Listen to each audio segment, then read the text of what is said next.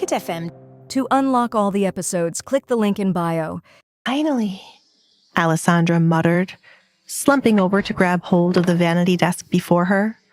With no one to aid her, she spent a painful amount of time trying to button up the dress Edgar sent. It was the worst time for him to send a dress with strings to be tied at the back rather than the front. But Alessandra was not going to complain. Though it was a task she could have left alone and called for someone to help her with, Alessandra was determined to do it alone. She was independent when it came to these things, as she often had no choice. I don't have the energy to style my hair. Should I just do a ponytail? That sounds good.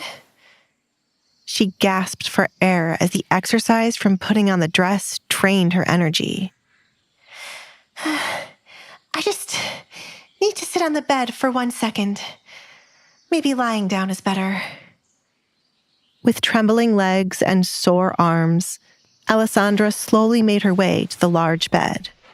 Unfortunately, as her hand reached down to touch the bed, there was a knock at the door. What good timing! Alessandra cried on the inside. She was so close to feeling relieved, but the person at the door was yanking it away from her. Please come in, she called to the door. Good morning, Duchess. Alfred entered the room with a wide smile, which brightened up the room. I hope you found the room to your liking and had a pleasant, good night's rest. Is there something wrong? He commented on the way she was positioned, as if she was going to drive back into bed. No, I was going to rest for a minute. Good morning, Alfred. If you like, you can call me Alessandra. Duchess is a title I must get used to slowly. I'm sure it is, considering the two of you ran off and got married in the middle of the night without inviting anyone important, like me, for example. It's not like I could be there before the priest could start, but I am not holding on to it. Let us start your tour before breakfast starts. Follow me. Alfred swung around, leaving the room with his head high and hands behind his back. Alessandra felt as if she owed Alfred an apology, although she did not know him well enough to be sorry he wasn't given an invitation. It wasn't like she had planned to get married in the middle of the night. Hurry along. Alfred clapped his hands to get her moving. We have a lot to cover before breakfast. Coming! Alessandra hurried after Alfred. She was eager to get a better look at Edgar's estate. Breakfast normally starts early in the morning before most of the town is awake, but Edgar has instructed it to start at 9 to suit you. Edgar is either in his private room or left home by this time. Right next to the bedroom you share with Edgar is one of the smaller libraries. Alfred opened the door for Alessandra to inspect the room. Only a handful of servants are to enter the libraries, as we have a vast collection of books we do not want to be damaged. You call this a small library? Alessandra questioned, as the room was nowhere near small. How could this one library be bigger than her old bedroom, but Alfred refers to it as small? Hey, I'm Alessandra. If you're wondering what happens next, download the Pocket FM app now and listen to the exciting episodes of The Duke's Masked Bride.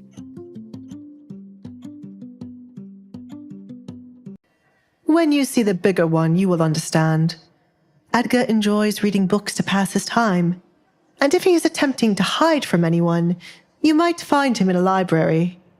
As Duchess, you are free to visit the libraries as you like, but refrain from bringing too many people along with you, said Alfred.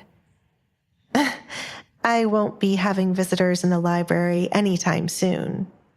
I have to start making genuine friends, but I fear it would require a lot of time to do so. I have to weed out the people approaching me only to get close to Edgar, or those who might look to embarrass me. Thanks to the ridiculous rumors about me being cursed, everyone is afraid of me. Alfred snuck a quick glance at the mask Alessandra wore to cover half of her face. He was curious about the circumstances that led her to wear a mask when she was around others. Do you have any idea where the rumor started? I first heard my sister joking with her friends about it. I wasn't aware of how much it spread around town until one day, my father returned home, enraged by what was being said.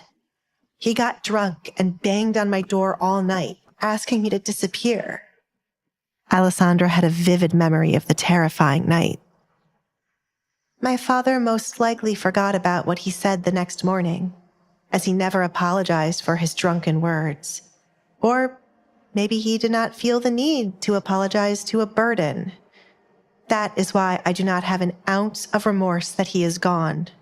He can rot in hell forever. Pretty flowers.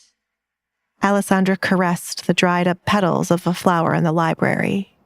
I added those to bring life to the library, but they have been forgotten here. Thank goodness you found them and not Edgar. He would laugh at me for not being perfect. Allow me. Alfred took the flower from where it was in a pot and moved it to the window. I will have someone replace it. I'm afraid Edgar is already laughing at you not being perfect. Alessandra recalled the conversation he had with her about Jennifer.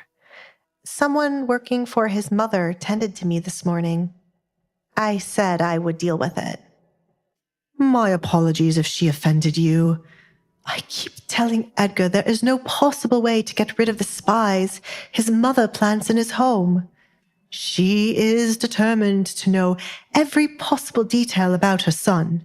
It honestly gives me a headache. Alfred rubbed his temple. That is why I quit working for her and worked for Edgar instead. What are his mother and father like?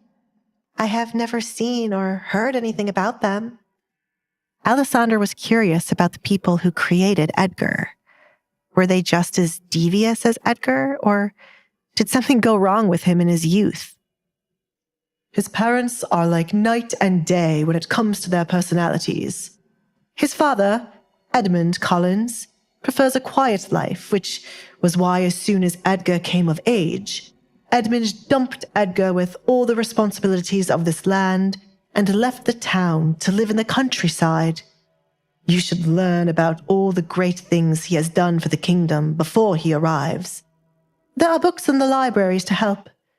You and Edmund will get along fine. And his mother? Alessandra was more concerned about Edgar's mother. Will I get along with her? Alfred cleared his throat. He did not want to give Alessandra any false hope, but he also did not want to scare Alessandra before she even met Priscilla. The two of you will get along at some point. Priscilla was heavily invested in getting Edgar married these last few years.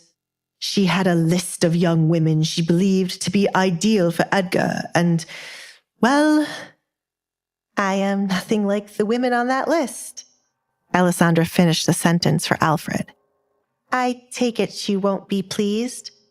Edgar ran off in the middle of the night and married someone like me.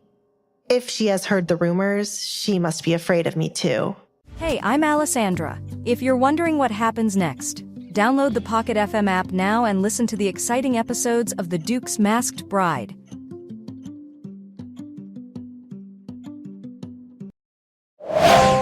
Pocket FM. To unlock all the episodes, click the link in bio.